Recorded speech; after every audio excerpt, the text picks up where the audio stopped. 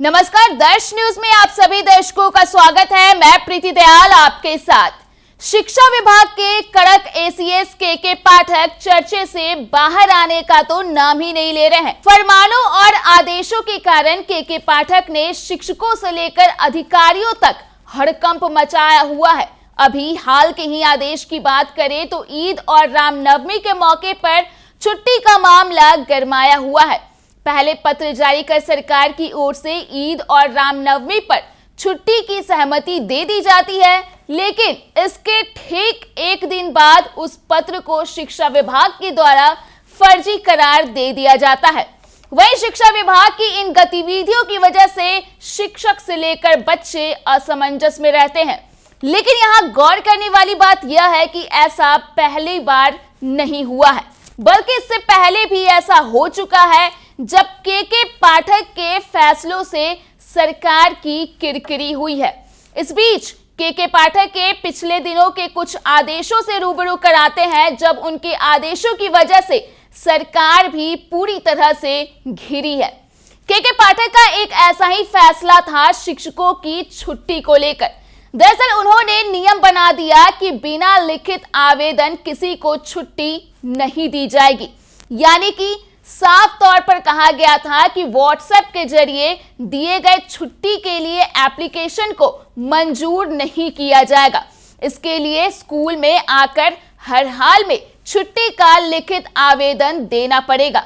वहीं इस फैसले के बाद शिक्षकों ने जमकर विरोध किया, जिसके बाद हाल ऐसा हो गया था कि बात सीएम नीतीश कुमार तक पहुंच गई थी। वहीं एक अन्य फैसले की बात करें तो के पाठक के फैसले के कारण राजभवन और शिक्षा विभाग के बीच ही तनातनी हो गई, जो कि अब तक थमने का नाम नहीं ले रही है। दरअसल के पाठक ने राज्य के विश्वविद्यालयों के कुलपतियों की बैठक बुला ली, लेकिन बैठक में न आने पर कुलपतियों का वेतन रोकने और विश्वविद्यालयों के फंड फ्रीज करने तक का आदेश दे दिया गया। इसके बाद राज्यपाल राजेंद्र विश्वनाथ आर्लेकर इस फैसले से नाराज हो गए। इसके बाद इस फैसले के एक हिस्से को बिहार शिक्षा विभाग को वापस लेना पड़ा। वही बात करें तीसरे फैसले की तो ये उस समय की बात है जब बिहार में महागठबंधन की सरकार थी और शिक्षा मंत्री राजद कोटे के चंद्रशेखर यादव थे।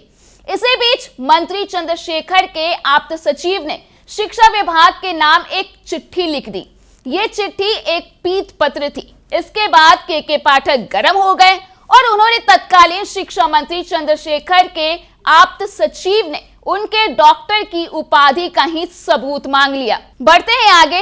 एक समय ऐसा भी आया था जब के पाठक की अनबन डीएम से हो गई थी। दरअसल बिहार में साल 2023-24 की सर्दी के महीने में पटना के तत्कालीन डीएम चंद्रशेखर सिंह ने धारा 144 का इस्तेमाल करते हुए स्कूलों को बंद करने का आदेश दिया।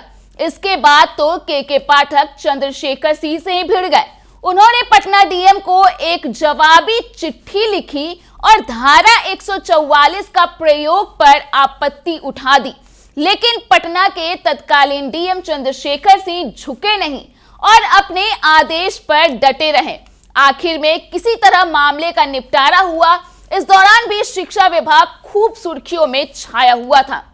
अब आखिर में बात करेंगे उस फैसले की जब खुद नीतीश कुमार को स्कूल की टाइमिंग को लेकर के हस्तक्षेप करना पड़ा।